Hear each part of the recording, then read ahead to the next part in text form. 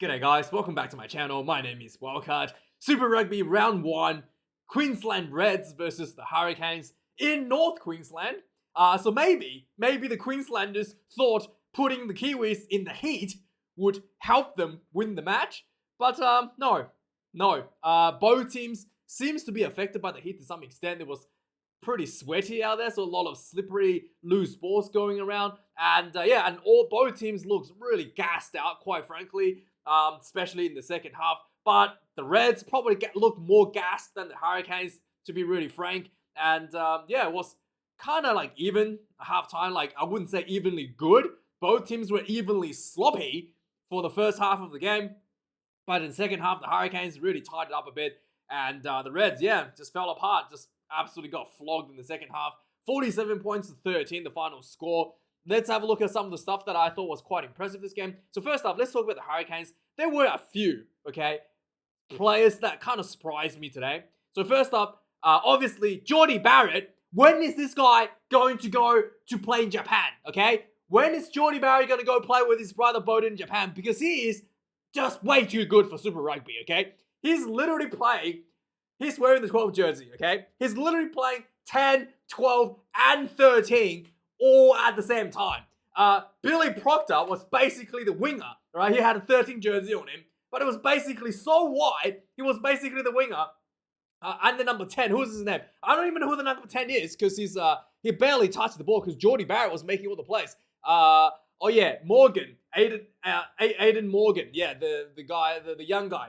But Jordie Barrett was making all the plays, was playing literally 10, 12, and 13 all at the same time. Unbelievable. I'm surprised he didn't. The only thing he wasn't doing, to my surprise, was consistently sweeping back to do those long-range kicks as he normally do in the 15 position. So obviously he's held back on that. But he was making these plays like crossfield kicks, little grubber kicks behind, as you would do as a 10. And he was directing traffic as you do as a 10. And then when he was given the opportunity with the ball out wide, he was creating space. Just unbelievable player. Jordie Barrett. And also his goal kicking. He missed one, I think, this whole match. Hard running center.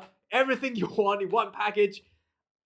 When is Jordie Barrett going to leave New Zealand and follow his brother's footstep? I don't know. But he is way too good for this competition. And Hurricanes, the backline basically was held together by one man. In terms of the four-pack, the Hurricanes four-pack was really, really impressive. I thought the Hurricanes four-pack really dominated the Reds in the second half, especially when it comes to scrummaging. In fact, both halves, the scrummaging was a big issue for the Reds. The Reds, probs, without Tupou, really struggled with the experience and maybe just, the technique and the overall technique was just not there. Owen Franks was starting for Hurricanes, so they're already giving the Reds a lot of trouble. And then they finish up with Terrell Lomax, which, in my opinion, the best tight head prop in the world right now. In the world. He's so good for the All Blacks. He just comes on the field, just completely churned the Reds scrum upside down. So the Reds was just, I reckon most, huge chunk of the Reds penalties were given away at scrum times due to the overwhelming scrum dominance for the Hurricanes. And also, Osafa Amua, I had to double check to see what position he was in, because I thought maybe something's wrong with my memory. I thought he was a center or something, but I was pretty sure he was a front rower. So I had to double check. He was playing like he was a center. Osafa Amua set up at least two tries in the second half. He was just unbelievable. The way he was moving with the ball, he gets the ball, the way he's able to move himself and just be able to maneuver. He literally uses the ball to maneuver the defense, little dummies and stuff. He looked like a center. I thought something's wrong with my memory. This guy is a center, not a front rower. But Osafa Mamua, just the hands, the accuracy, unbelievable. And he was he set up at least two tries in the second half of the Hurricanes. I was blown away how good this guy was. And he plays hooker for the Hurricanes coming off the bench. Outside of that, for the Reds, like I said, in the second half, the Reds visibly looked gassed. The Reds was hanging in there. A lot of mistakes, a lot of little drop balls here and there. Second half, the mistakes really started to pile up. And unlike the Hurricanes, the Reds were not able to capitalize on the opportunities that was given to them. So so many times it was like it just infuriates me. The Reds were like in the Hurricanes 22, need to score this, and then just basic elementary mistakes like forward pass for a try to be disallowed. There was another more try that was disallowed where one of the Reds player entered the morph on the side from his own morph on the side. Yeah, I don't know. I don't know who's like coaching this. Really bad. I mean, Brad Thornton should know this better. He's one of the best more operators in the world when he was playing for the All Blacks. But like literally entering the Reds enter their own morph on the side, and also like just basic stuff like obstruction. You would drop your you would like get your lifter to block your ball receiver in the maul to set up the maul, like just basic stuff. This stuff has been penalized for years now. It's not like something they just brought out today. And still making just elementary errors like that for the Reds really cost the Reds a lot of opportunities there. In terms of the back line, obviously Liner is what is his name? Tom Liner, Michael Liner's son, the good one, not the bad one that still plays in England. Not what's his name, Luis or whatever his name is. Who, yeah, he's no longer a son of. He's no longer part of Liner's family, but the black sheep still lives in England. But we've got the good one, Tom Liner. Looked quite good actually at number 10. Made most of these tackles. Showed some good decent kicking game. Showed some guts in running the ball. And overall, wasn't too bad for a debut against the Hurricanes, against players like Jordie Barrett. So I thought it wasn't too bad. Promising. Still got a lot of work to do. And was probably the one player that kind of really stood out a little bit for the Reds. And the rest of the team I really thought wasn't that great. Jordie Mateo was quite decent, I thought. And also the centers were actually not too bad. Hunter Paisami was doing quite well, put some big shots. And but yeah, the rest of the team I really didn't think too much went for the Reds for the most part. So overall the stats, Hurricanes 7 tries to 1 against the Reds. Oh my lord. And like 6 tries in the second half. Yeah. 6 tries in the second half. 6. Okay. Yeah, well, it was really bad. Like I said, the second half, the Reds just fell apart. 682 run meters for the Hurricanes, 464 for the Reds. 18 turnovers conceded against the Reds, 14 against the Hurricanes. Tackles count, 99 tackles for the Hurricanes, 20 missed tackles. The Hurricanes tackle count is not the perfect. Reds is not good either. 119 tackles made and 32 missed tackles on high end. Kicks, 22 for the Reds, 23 for the Hurricanes, quite even overall. And lineouts, this is the thing that I thought the Reds probably made more mistakes. Despite only losing one of the lineouts, there was a lot of just, like I said, silly errors, like giving away the penalty because you blocked your own like getting to your own maul on the side and stuff. Just silly stuff like that. Hurricanes also lost 2 of their own lineouts. I think it was just like technical issues, like ball not thrown in straight. Scrums, Reds lost 1 of the feed, but the Reds giving away a lot of penalties due to just dominance by Dan Cole and Terrell Lomax from the tight head side for the Hurricanes. Quite impressive. 15 penalties against the Reds, 12 against the Hurricanes. 2 yellow cards against the Reds. Some silly ones. I think there was one where what's his name? One of the Reds players just literally knocks over, what's his name? Jordie Barrett, and everybody knows Jordie Barrett likes to play up a little bit when he gets hit, so he kind of made a big deal out of it and gets the yellow card. I think was it Blythe? What's his name? Anyway, and there was another one where Reds got another yellow card for again repeated penalties inside their own 22, just being offside, and so it gets 2 silly yellow cards for the Reds.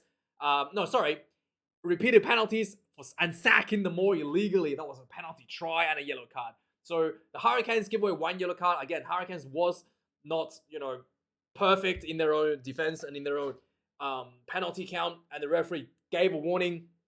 And then one of the players was sent off. Who was it?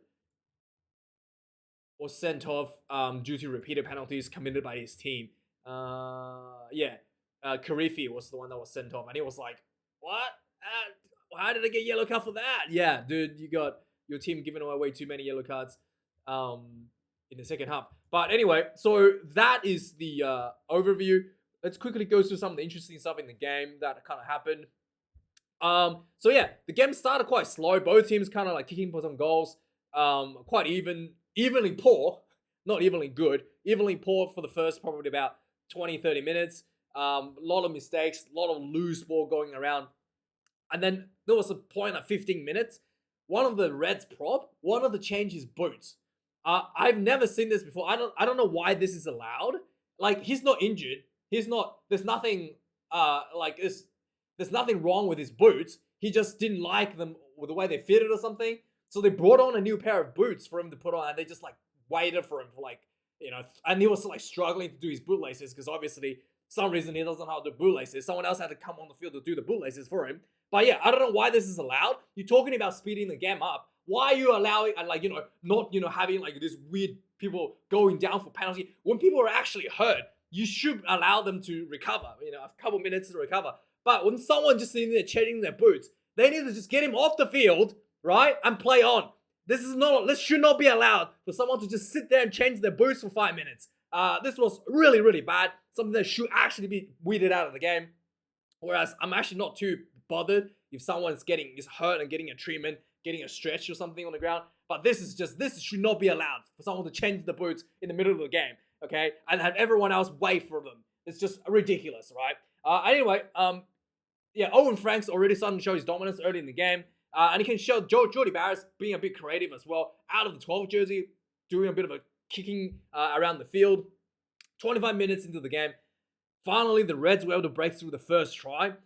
Uru gets a nice little run, and he gets a nice little offload to get basically the Reds really close to the try line. Ball comes out.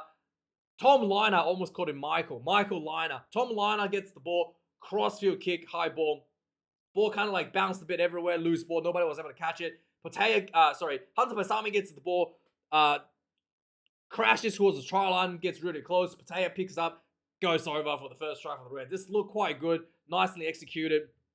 And then it was looking like the Hurricanes, the game was really scrappy for both teams. So the Reds immediately, on the 30th minute, gets charged down by the Hurricanes, and the Hurricanes scoops the ball up, bit of a counter-attack. The Reds were on the retreat. Hurricanes gets the ball, quick hands to the wing.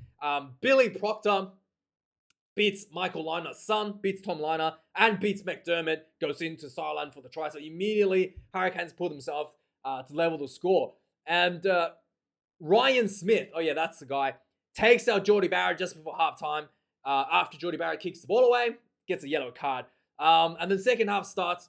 I think 43 minutes into the game. I think it was second half, or maybe it was the end of the first half. Can't remember that clearly. But anyway, the Hurricanes having a play advantage goes for the maul. And then, the Reds was just not able to hold this. The maul just straight going over. This was second half. And then the Reds player had to sack the maul. Gets a yellow card. So a yellow card and a penalty try. So this was really hurt for the Reds. It was just poor execution for the Reds. And so immediately as what's his name? Ryan Smith comes back on the field. Another Reds player. Who was it that got a yellow card, gets sent off. So it wasn't really good for the Reds. So the Reds literally played 20 minutes with 14 men in this game. But the game didn't really go much better, even with a player returning. So the Reds actually had an opportunity after this to score, to put some pressure on to score. And they had an opportunity to go for their own maul about 5 meters out. The lifter blocks the jumper. RC brings him down. Immediately penalty, giving that away. 53 minutes into the game. Osafa Amoa, like I said, amazing. He was just amazing. He picks up the ball. He sees a gap in front of him, picks the ball from the ruck, runs off, stiff arms one of the defenders straight to the chest, and then he runs off. Nice little off, just perfectly draws the last defender, offloads to what's his name? Reginald, goes straight in for the Hurricanes' third try. 65 minutes into the game, Hurricanes gets a yellow card. The Reds finally getting like I said, Karifi gets a yellow card for repeated penalties, and the Reds finally have an opportunity to play against 14 players. This should be a try. They flood the breakdowns. Everybody's off their feet, just easily poor execution. Adi Savir just walks over 4 players, puts his hand on the ball, gets the penalty turnover. 4 players, Reds players at the breakdown, all just flipping around off their feet, and Adi Savir just takes the ball over. Really, really poor technique from the Reds. 69 minutes into the game, again, a little bit of loose play. Like I said, both teams were not able to hold on to the ball for extended periods of time.